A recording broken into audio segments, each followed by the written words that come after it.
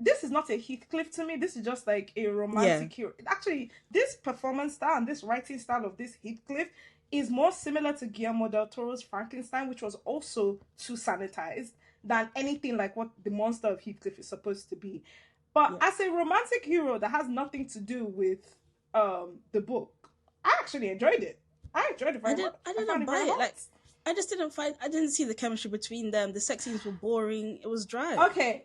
I did think that the choice to not have any nudity or true sensuality in this film was a bewildering and incorrect choice.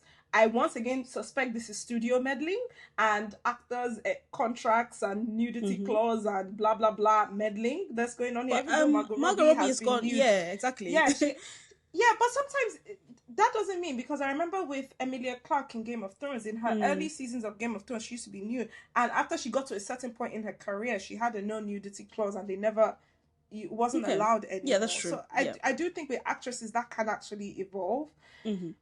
And, of course, we'll respect that. What ends up being it makes it very sterile in a strange way.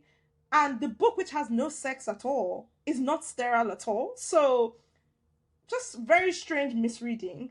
Yeah. I thought that, even before we get into the BDSM with Isabella, in terms of how the story actually rolls out in Act 2, the choice to kind of vaguely imply Isabella's obsession with Kathy is sexual was so out of the left field for me. When they showed the vagina books, I was like, wait, what? I was like, huh? But they never really picked it up again. So I was like, what's going on here?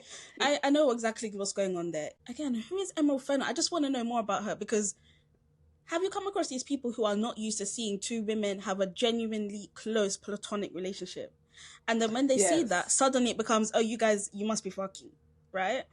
That was the vibe it was giving me. Because Isabella, she's obviously such a, fluffy person. She was just so excited to have another woman in the house, apparently. So I think that's Emerald Fennell saying, oh, well, she must have fancied her. Again, like, look, 14-year-old girl, so that's what she told us.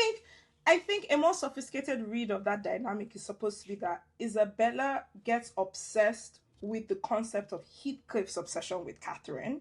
And so, because she has imprinted on him, is infatuated with him, she's constantly comparing herself to Kathy. She wants to be as close to Kathy in his eyes as possible, but that's not about her own personal sexual interest in Kathy. At least that's never how I read it. But doesn't she give the book before Heathcliff turns up though? That's what I'm saying. So I'm saying, like, if you want, because there are people that read the book and they're like, oh yeah, Isabella is kind of obsessive about Catherine and Heathcliff. So I'm saying, if you wanted to portray that on screen, that's the lens you're supposed to use it through, not the concept that Isabella is just inherently sexually obsessive about Catherine, like, unrelated to Heathcliff. I don't know where you would get that from the book, because I don't see any signs of that in the book. But again, this is not actually really an adaptation, so I need to stop making that comparison. One thing I want to add is I didn't love many of the shots in this film, but one thing I really did enjoy was that scene where they're standing in front of a dollhouse and then there's like 3 sets of them basically in various sized dolls. I thought that was really cool, and it goes to show us that Isabella is, to put it nicely, she's naive. She's committed. So I have been watching lots of adaptations of Wuthering Heights, and I felt like many of them, this is going to sound strange, don't actually concentrate on Kathy and Heathcliff enough. So what I actually liked about Act 2, and that's because to some degree the book is not near about them for the first 40%, right?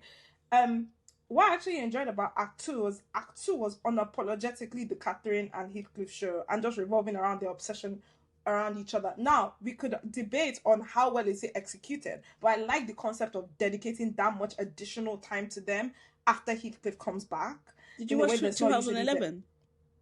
Which one is the one with the black Heathcliff? With the black one. I haven't fully watched it because that film is very art housey, but I have watched bits of it and I started to watch it. Another thing about Act 2 is they also, you start really seeing how they're messing with the chronology there, right? Because her dad dies in the middle.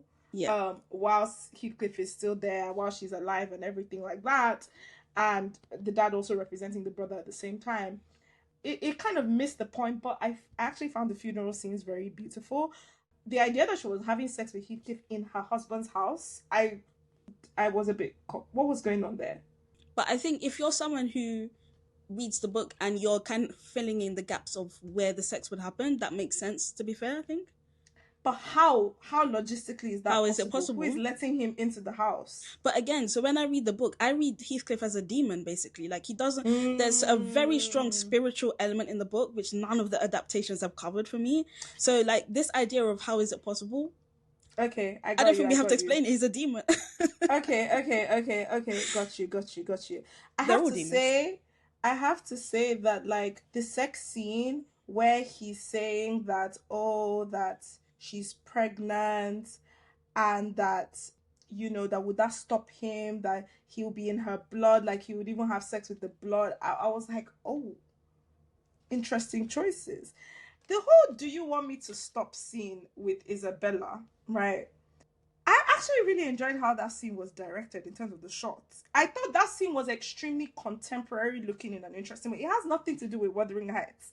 But I also think Alison Oliver, who plays Isabella, she actually had an interesting particular kind of chemistry with Jacob Elordi. And I'm not romanticizing the dynamic. I'm saying, like, their energy together was interesting as scene partners.